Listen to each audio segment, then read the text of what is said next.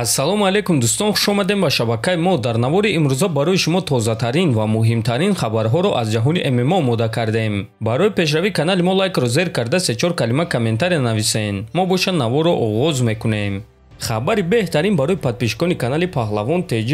ҳиҷомаи бепул барои шумо. аз ширкати шифофармо дору харидорӣ карда аз номи канали мо Паҳлавон ТЖ гап занен ва онҳо шуморо ҳиҷомаи бепул мекунанд. ин аксия то иди қурбон идома медиҳад. барои ҳамин имкониятро аз даст надиҳен. доруҳо барои хароб ва фарбешавӣ, дарди дил, дарди меъда, пастаҳо барои хунукзадагӣ, барои қавӣ кардани мардонагӣ, барои шахсоне ки фарзанд ёфта наметонанд, равғани усма, хилба, равғани сиёҳдона барои ҳамаи дардҳо, шампунҳои гиёҳӣ.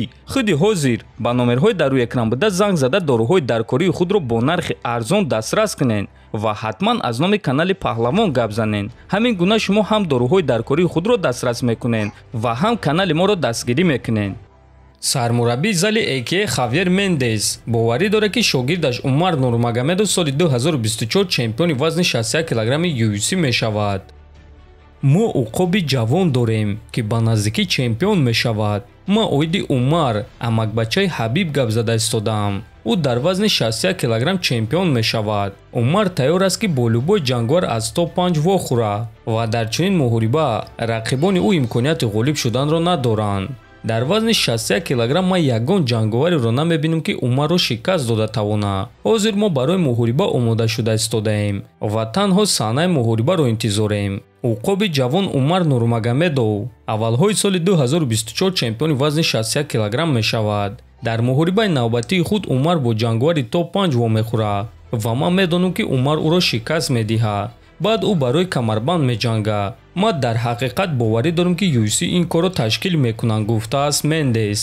хотиррасон мегирам ки аз рӯи овозаҳо рақиби навбатии Умар Нурмагомедов чорум рақами рейтинги вазни 61 килограмм кори Сентхаген мешавад. айни замон Умар дар Амрико қарор дорад ва бо амакбачаи худ Абубакар Нурмагомедов ва варзигари тоҷик Муҳаммад Наимов бо роҳбарии Ҳабиб Нурмагомедов тамрин карда истоданд. хотиррасон мекунем ки ҳам Абубакар Нурмагомедов ва ҳам Муҳаммад Наимов шаби 3 ба 4 июн дар турнири UFC Fight Night баромад мекунанд ва ҳар дуи онҳоро Ҳабиб Нурмагомедов омода карда истодааст. оиди ин чиз яке аз мураббиҳои Наимов Гокор Грег Амбарян хабар дод. ӯ дар саҳифаи инстаграми худ ана ҳамин аксро гузошта чунин суханҳо навишт: имрӯз тамринҳои хуб гузарондем. боз як маротибаи дигар ташаккур Ҳабиб Нурмагомедов барои даъват кардан. Муҳаммад Наимов барои кор омода аст, навиштааст Гокор. ва дӯстон, ин хабари беҳтарин аст ва мо низ миннатдории худро ба Ҳабиб ва дастаи ӯ мерасонем ки варзигари мо Муҳаммад Наимовро дастгирӣ карда истоданд.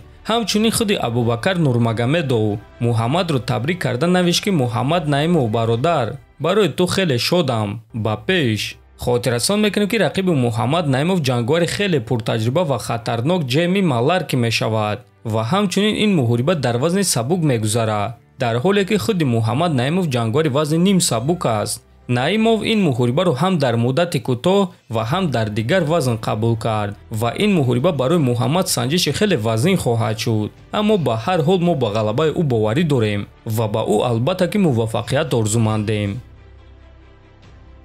тобови ҷангвари вазни миёнаи UFC Ҷаред Канонир омода аст ки зидди Ҳамзат Чимаев ба муҳориба барояд. ман оиди чунин муҳориба фикр карда будам. ман фикр кардам ки онҳо ин муҳорибаро ташкил кардан мехоҳанд баъди оне ки ман Марвин Виториро шикаст медиҳам, чунки дар вазни миёна аллакай довталаб буд. аммо баъд ман фаҳмидам ки Ҳамзат зидди Камару Усман ҷангида метавонад. ба ҳар ҳол ин муҳорибаи шавқовар шуда метавонад ва ман чунин муҳорибаро рад намекардам. агар ки роҳбарони UFC ба ман занг зада Ҳамзатро пешниҳод кунанд, ман бе ягон фикр розигии худро медиҳам, гуфтааст Канонир. хотиррасон мекунем ки айни замон чемпиони вазни миёнаи UFC Исраил Адесаня аст ва ӯ рақиби таъиншуда надорад. ҳамчунин Ҷаред Канонир. ана оиди Ҳамзат боша, пас ҳоло ягон чизи расман нест. овозаҳо ҳаст ки рақиби навбатии ӯ Камару Усман шуда метавонад. дӯстон, ин буд хабарҳои имрӯза. фикр ақидаҳотонро нависен, ҳатман дар канали мо обуна шавен. то боздид, хонободу сарбаланд бошен.